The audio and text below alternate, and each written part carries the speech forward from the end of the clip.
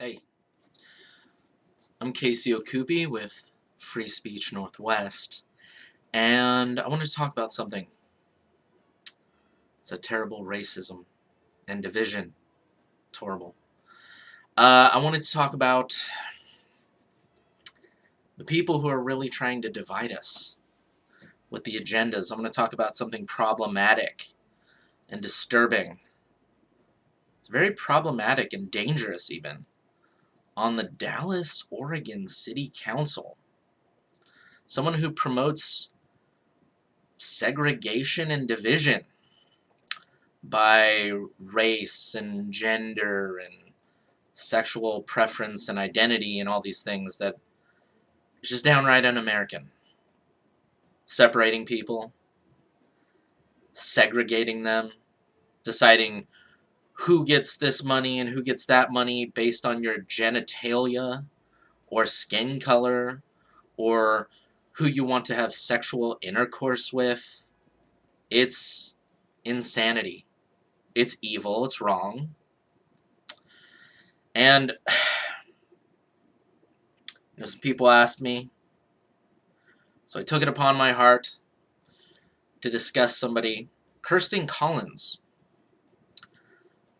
who has great intentions, an extremely vibrant individual who just wants to make the world a better place, who intends on going about that the absolute worst way humanly possible by separating everyone. So what I'm going to do right now, she's doing that racist dog whistle symbolism. See? It's hard. Hard when you see that. Anyway, I'm going to listen to what she has to say and dissect it a bit, right? So let's give it a shot.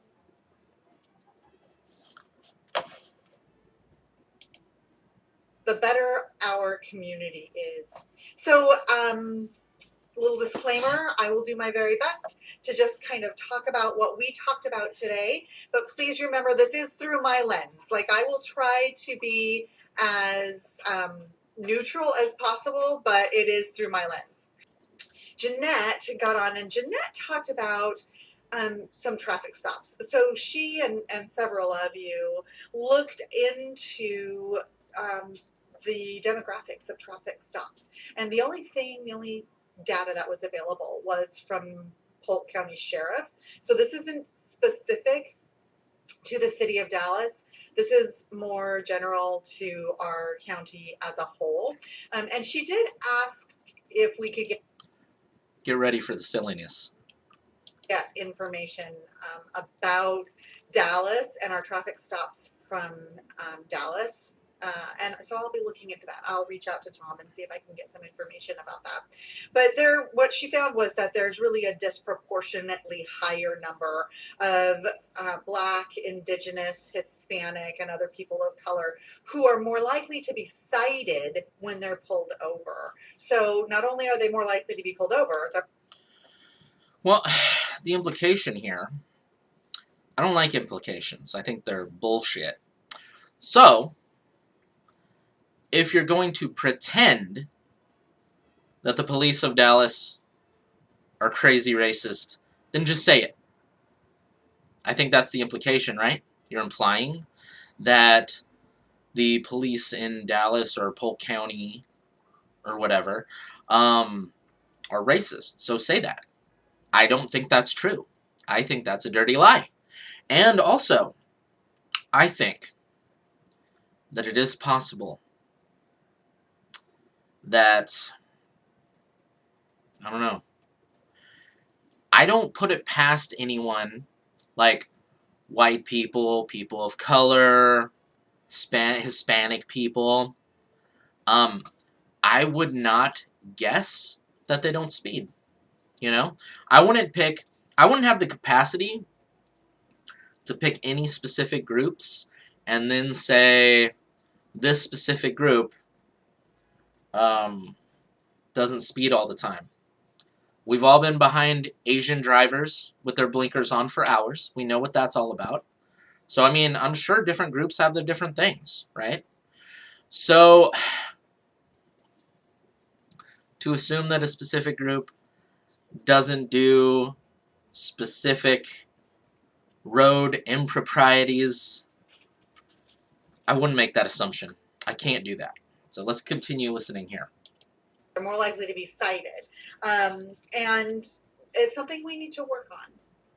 So thank you, Jeanette, for bringing that to my attention. I will be working with Tom to see if we collect that data. So it sounds like what she wants to do is create a different privilege. A minority get out of a ticket free card. That's what it sounds like. Sounds like it's okay to ticket whitey, but it's not okay to ticket people of color or BIPOC, whatever the hell that's supposed to mean. I don't care. But I don't think it's okay. I don't think it's okay to pick and choose who gets tickets. I think consistency is good. I do. I think that if you pull someone over, give them a warning maybe, and then if you do it again, give them a ticket, right? I think that's logical, and I think that should be across the board. So I don't know. I think we really need to get more statistics, because if you pull over a specific group of people over and over, it could mean that that group commits more traffic violations. That's really possible. It really is. Because I'm seeing a disproportionate amount of black people in the NBA. That's disproportionate.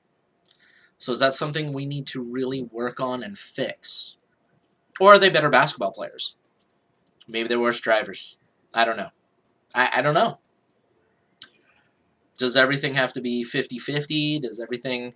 I mean, we need to interject a lot more Asians and whites into basketball and Hispanic people if we need to fix every, I don't know, numeric percentage virgins here. Let's hear. And how we can get that data out there. So it's something we can talk about. Debbie Verdon also talked about the need to support Dallas businesses and the need to support each other rather than focusing on division. She recommended that any efforts that we should just be focused on supporting unity, and suggested that any specific special interest event should not be funded by the city, but by private means. Yeah. That's 100% true. Debbie Verdon is using her logical mind, her rational brain. She's using logic, not emotion, to make that decision. I'm proud of you, Debbie. You're absolutely 100% right. It's this division, this divisiveness that is pure, unadulterated Nazism. It's literally what it is. It's Nazi. These are Nazis. Anyone who thinks that we should divide everyone... Actually, I hate the word Nazi. It's not. It's just a type of prejudice. It really is. Let's divide everybody up.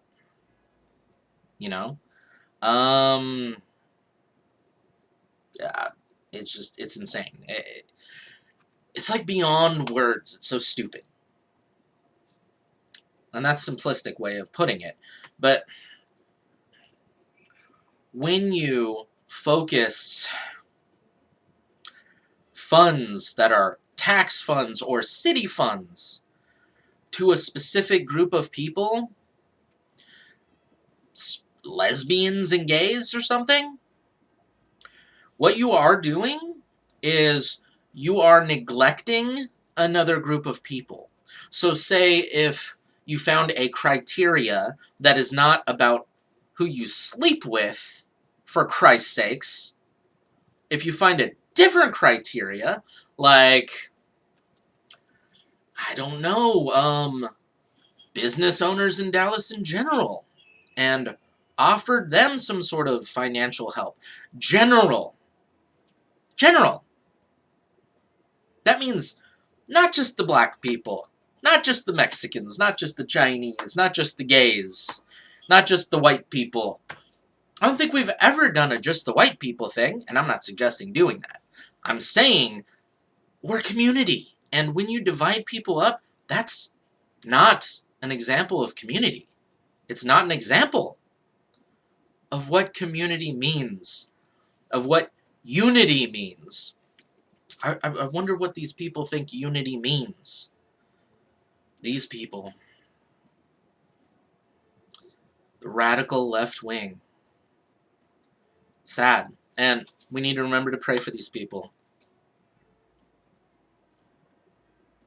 They need to learn, they need to understand that whether you are black or even Chinese, Mexican, white, we're all children of God. All of us. All of us. Everyone. Even the atheists. Even Democrats. I know. Even them. All children of God. So when you divide everyone up, you're doing the devil's work. Satan. You're doing something bad. You're creating division. It's wrong. It's evil. Debbie Verdon had a point. As I said, she was using her logic and not her emotion to say, hey, this needs to be even across the board, not genitalia based or who you have sex with based. Call her crazy, but I think she made a good point. So let's keep going. I wholeheartedly disagree with Ms. Verdon. I think it's really important that as a city, we do actively support events to celebrate the diversity that lives here. And while unity is important, I mean, I talk about it all the time. I don't believe you talk about unity in the way that I and Debbie Verdon are talking about unity. It means something different to you. It's like, let's unify the radical left or something. It just doesn't make any sense.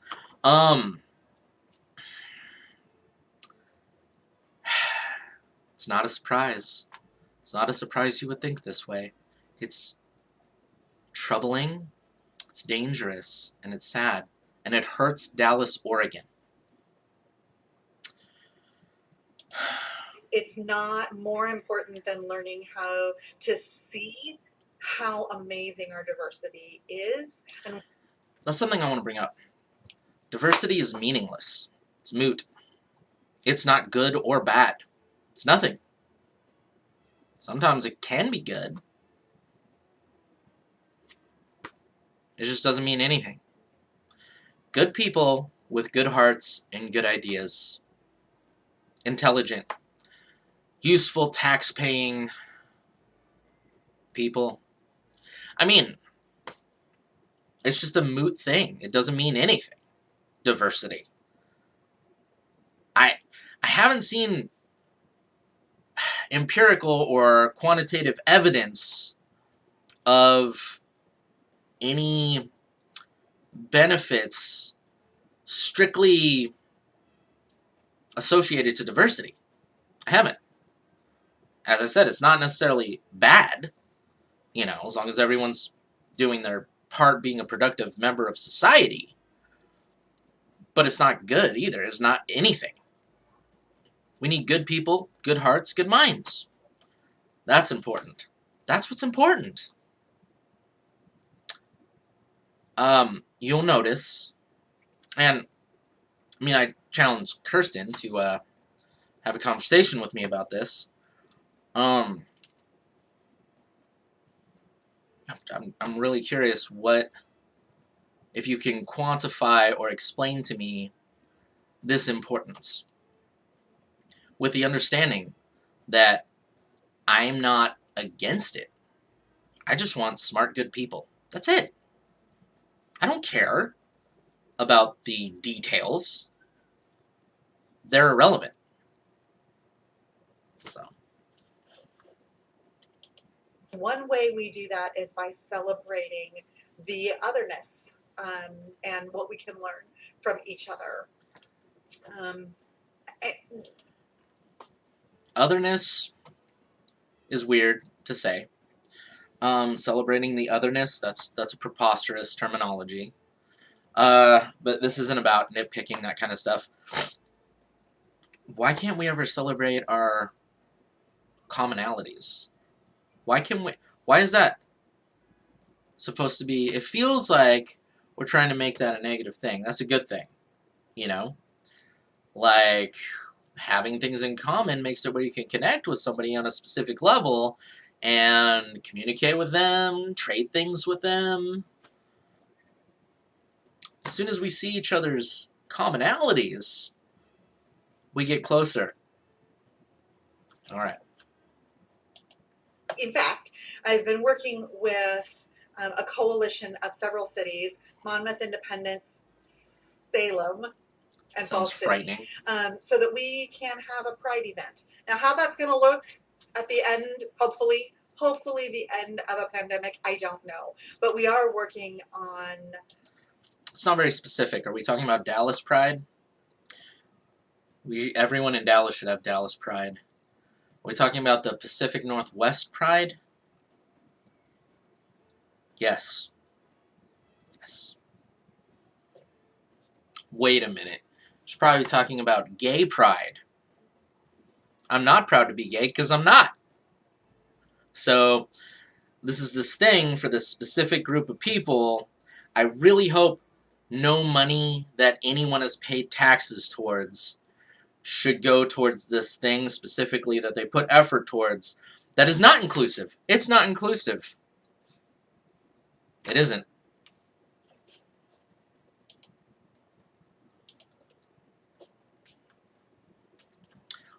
Another thing.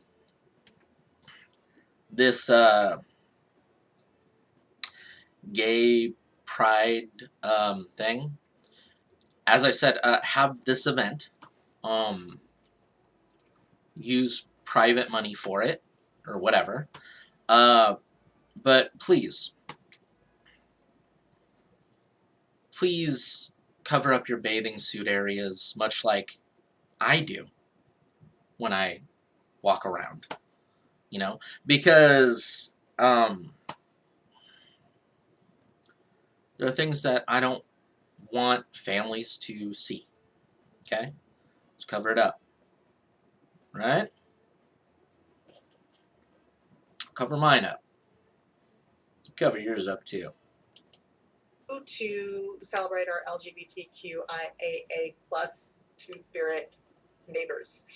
I think we can add to that, can't we? Like Z... I think that's a name people like to be called, Zerzim. So let me see. ZYWX.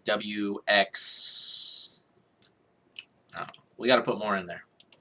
And I think I probably missed one of the acronyms. I'm trying. What about the three spirits?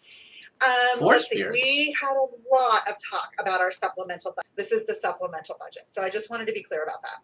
It's like $3.23 million, which sounds like a lot of money, but really it's in the grand scheme of things, it's not a lot of money. I know it sounds like a huge number.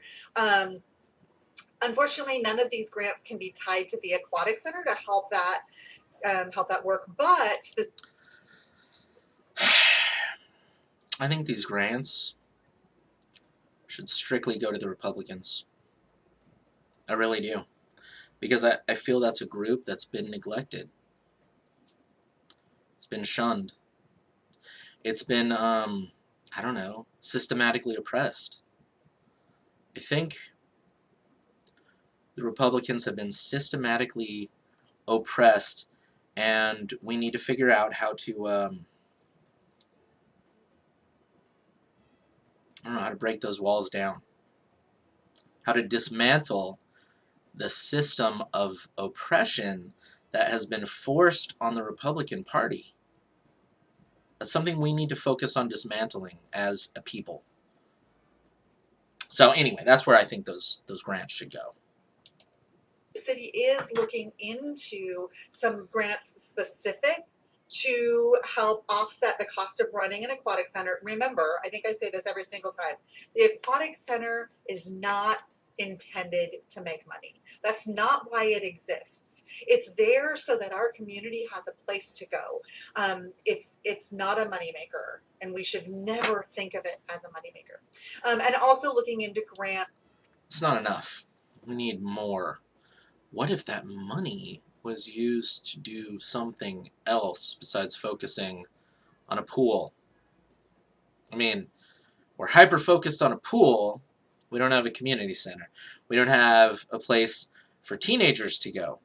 So they go to the park, sit on a picnic table, do drugs, and look at inappropriate images on their cellular telephones. We don't have a lot of things for the young folk to do. Think about it. That's for our library. So one of the things we got were some grants for small businesses, and it became clear, uncomfortably clear, that I'm not clear on how those grants were distributed. While part of that grant money that was received was specific Here we go again. to help kind of disenfranchised business owners, there was a special way of talking about it. Women. What's that supposed to mean? Disenfranchised business owners. Please be specific, because you like to use word salad to make sure to exclude people. This is really all about exclusion.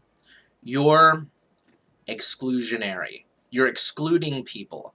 You're picking and choosing who basically doesn't get the money by choosing who does. And it's arbitrary reasons. Things like, as I said, well, let's listen. Owned businesses and Women-owned people who are businesses. historically disenfranchised, something like that. So Let's not glaze over it. Who's historically disenfranchised? We live in Oregon. Who here, right now, historically, are we talking about the Irish? Are we talking about the Filipinos?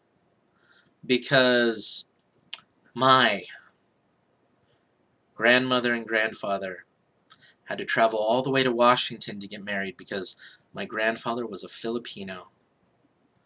So are your grants going for the Filipinos? Because the Filipinos it feels like they've been neglected. But what I want more than anything is for everyone to get a shot equally. Equality. Equity is pure evil. It's evil. And I'll tell you why equity is evil. Because it's arbitrary, and I don't trust the assholes who decide what is and isn't equitable. I don't trust those people. It's completely 100% arbitrary. One person makes a judgment, usually a radical person, who already knows who to exclude. That's equity. It's about excluding again. So, equality, equality of opportunity, basically, equality of opportunity isn't a bad thing. really looking at women-owned business and BIPOC-owned business, or Okay. maybe LGBTQ-owned business. And so, basically, all straight white men never vote for this person again. Never. She hates you. She hates you. The new enemy of the world, the straight white man. Oh, there's no attack on straight white males, aside from the exact one that Kirsten Collins is promoting. It doesn't exist, except for literally doing it. All right. we wanted to know, the public asked, I think Jane asked, like, of the money that was received, how much actually went to a women-owned business or a BIPOC-owned business or an LGBTQ-owned business? And I didn't get a straight answer. So I have already sent an email It's very concerning. to the city manager asking for that very specific breakdown. Off the top of his head, See how important that was? Very specific breakdown. Need to make sure straight white males are not getting this money. Because in the 50s or 20s or 30s or 40s, women weren't treated equally. Oh, let's see. Yeah. Let's keep listening to this. he thought maybe like it might have been around 90,000, and about 40% went to that kind of historical. If I don't have an equal opportunity to get something, if I don't have an equal opportunity to get the same money as somebody else, I hate you. You're creating hate and division. You are. I don't exactly hate anyone specifically, but the scenario, the situation, I hate it. It's not right. It's not nice. It's prejudice. It's full of prejudice. I want a trans black woman to have the same opportunity as I have to get that money. Me. Same opportunity. So, for the record, I want us to have an equal opportunity. I don't want to be excluded from the running because I don't want to have sex with a male and I'm a man. I don't want to be excluded for those reasons. That's called prejudice. Historically disenfranchised business owner, however that's the right terms for that is, and about 60 or 70% went to sole proprietors. So I will be back with that information. I found it disenchanting to not understand the answer when that. It's very ironic. I find everything she says disenchanting. She finds it disenchanting not to exclude people. It's the idea of not excluding certain people is disenchanting to her. I find everything she's saying disenchanting. So I should have been a clear answer, like, oh, we had $90,000. This percent went to women-owned business, and maybe that's the answer, and he just didn't know off the top of his head this late Monday night. So I will get back to you with that. Let's keep our fingers crossed. Another grant went through the Chamber of Commerce and the Downtown Business Association, and it had a really short, like a 2-ish week window to apply, and then there was a lottery to decide who got that money. Another block grant went through the Polk CDC, the Polk Community Development Corporation, and it was specifically that was another grant that was specifically for kind of this historically disenfranchised business owners. And interestingly, our a lot of prejudice. Most prominent BIPOC-owned business wasn't contacted. Mayor Dalton did kind of remind us that we don't have a business registry. Dallas lacks a business registry. A business registry would be an easy way for us to be able to say, hey, everybody, this is happening, and you only have 2 weeks, right? Because sometimes time is short. You only have 2 weeks to get this applied for. So that's something that I'm going to be recommending we start looking into. What would it look like for Dallas to have a business registry? It's important to note, somebody else. I'm very afraid of her registry because I assume her registry is going to be like a Nazi registry where we're going to have the straight white male businesses registered and she's going to encourage everyone not to go to those and to put all their money in every other one. What's it going to look like? How is it going to be divided up? What's the criteria and the characteristics? What are you going to ask for? I can almost guarantee it, you're going to find out the skin color of the person that owns the business, who they like to have sex with, and what sort of genitalia they have, or what sort of genitalia that they identify with. And that'll all be on your registry.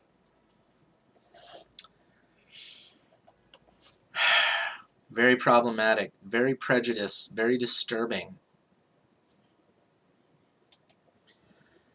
Well, I think we've all had enough, right? Do we all understand? Do we understand the prejudices going on here? Do we understand the exclusion? Do we understand the disgust, the people who Kirsten is intolerant of? That's my view, right? This is through my lens. So, I don't know. I think it's an evil practice. I really do. I think all the dividing, all the segregating groups in Dallas, because when you don't segregate people, when you don't say to a white guy that they're mean to a person of color strictly based on their skin, when you don't tell a person of color that they're oppressed based on no statistical data that's current, when you don't do all these things, people actually are just people, right? We're just people. And you have neighbors, and you say, "Hi, neighbor. How are you?" "Hi." You know? They have kids. The kids play together. Things are fine. But instead we want to pretend like we're all oppressors or oppressees. We're the oppressors or we're the oppressed, right? That's a dirty game. It's a lie. It's evil. It's satanic. And it's problematic and it's dangerous. It's a problematic, dangerous thing to do to a community. And in this instance, the community of Dallas, Oregon. It's very sad. And I hope somebody has, I don't know, you could say maybe a coming to God moment or something where they start to see that we're all just people. All of us, we're all just people. And, you know, we're good people, we're bad people. That's a good way to separate people, segregate people. I mean, criminals and not criminals, right? I mean, violent people and not violent people. But for the good people in general, they don't need to be put into boxes. You know, we don't need to be, I don't need to be quarter Filipino guy who's a quarter oppressed and 3/4 oppressor. I don't need to be that because you're a joke. That's a joke when we start playing these games. And I don't need to be 100% cis guy. I could just be me. Just be Casey. Just a guy. You know? A dad and husband. You know, I don't need these other labels. I don't need to focus on my sexual preferences and my skin color. Those are arbitrary. They are meaningless in the greater scheme of whether or not you're a good person or a person in general. They should never, ever be criteria of deciding whether or not I get money. Because when you take the same criteria and you go the other direction, like, I don't know, if we make it to where gay people are not LGBTQ plus elemental P 2 spirit, 3 spirit, whatever. When we do that, and then we go, well, these people shouldn't be eligible for any grants. How would you feel about that? How would you feel? That'd be pretty oppressive. I would admit that that's oppressive. That's wrong. We need to be able to apply for things on an equal playing field. That's important. That's why we shouldn't buy things from China. They don't have the same labor laws or wage laws. We need to be on an even playing field. That's it. All right. Free Speech Northwest. Subscribe. Hit the notification button. Definitely subscribe. Share with your friends. Share the video.